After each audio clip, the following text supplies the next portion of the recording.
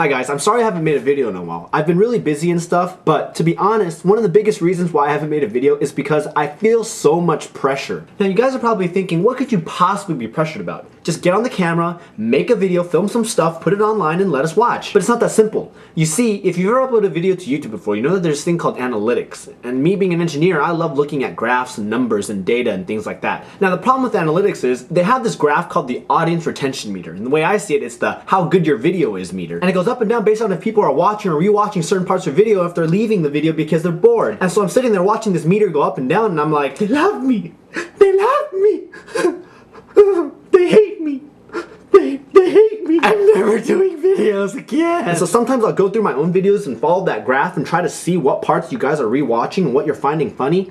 And I cringe and I think, man, this stuff is so dry and I'm just trying way too hard. And it totally reminds me of 6th grade when I ran for student office to be president of the school. You know, to sit there and feel important and make those pivotal decisions like what day we're gonna have the ice cream social or what shirt color should we make everybody wear on Wear the Same Shirt Color Day. Guess what? It's gonna be great.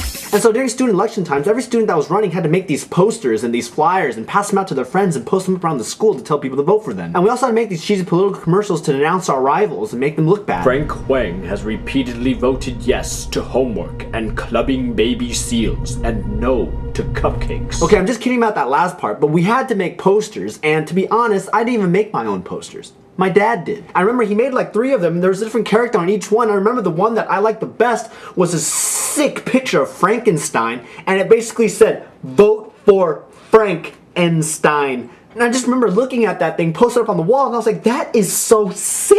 All right, now vote for me, everybody. Everybody vote for me. Because you see my awesome poster that I made myself, that I didn't really because my dad made it for me? Vote for me. Everybody vote for me because I'm awesome. And all the kids just ate it up. I mean, they love that picture. I mean, kids are just so easy and so stupid. Okay, well, not stupid, but you know, like easy. I mean, all it was some fancy graphics and a memorable character and a funny catchphrase, and all the kids were like, oh yes, Frank, we will vote for you. And I just remember that I had this friend named Trevor Bodowitz who was also running for president. He was one of my friends that lived a street over, and we used to play handball together. And I remember specifically that his mom was the president of the PTA. She used to come into our class with this puppet bear named Harmony and give us talks about self-esteem. Harmony the bear says you can achieve anything if you just believe in yourself. And to this day, I still don't know if it was his mom's idea or his, but he had these very serious posters detailing his qualifications to be president, and you could very easily tell that he made the posters himself. I mean, it just wasn't fair. I mean, on the one hand, you had his poster, which was full of text and saying things like, I should be president because I have Boy Scout experience. And then you had Frankenstein sitting right next to him. I mean, who are you gonna look at? And then came the campaign speech part, which took place during a special assembly in the multi-purpose room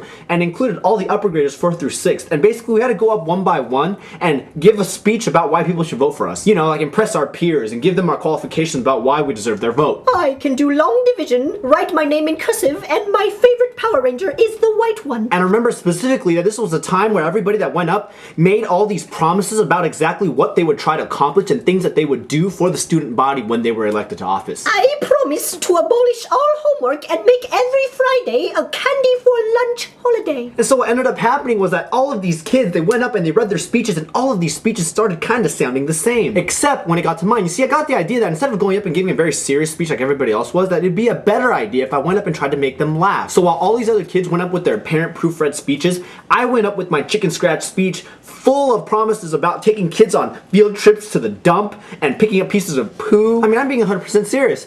I went up and said things like, I should be president because I can fart louder than everybody else in this room. I am qualified to be your president because I am smellier and uglier than all of you. If you vote for me, I promise to make teachers take their homeworks and fart on it. And the entire auditorium was dying, and I was sitting there and I was like, yeah, I'm doing pretty well right now. And I still to this day cannot believe that the principals and the teachers in that room let me just stand there and continue on and finish my 5-minute speech about farting on homework and eating poo. And then there was Trevor's speech. I mean, this was like the epitome of a PTA mom-sponsored speech. I mean, it was so incredibly formal that if he was just a little bit taller, he could have probably taken this speech and used it to run for office for president today. I mean, he made his speech that day in a full-on dress tie ensemble and made extremely realistic promises like, I promise that all of you will get a 20% reduction in homework every other Friday. It's like,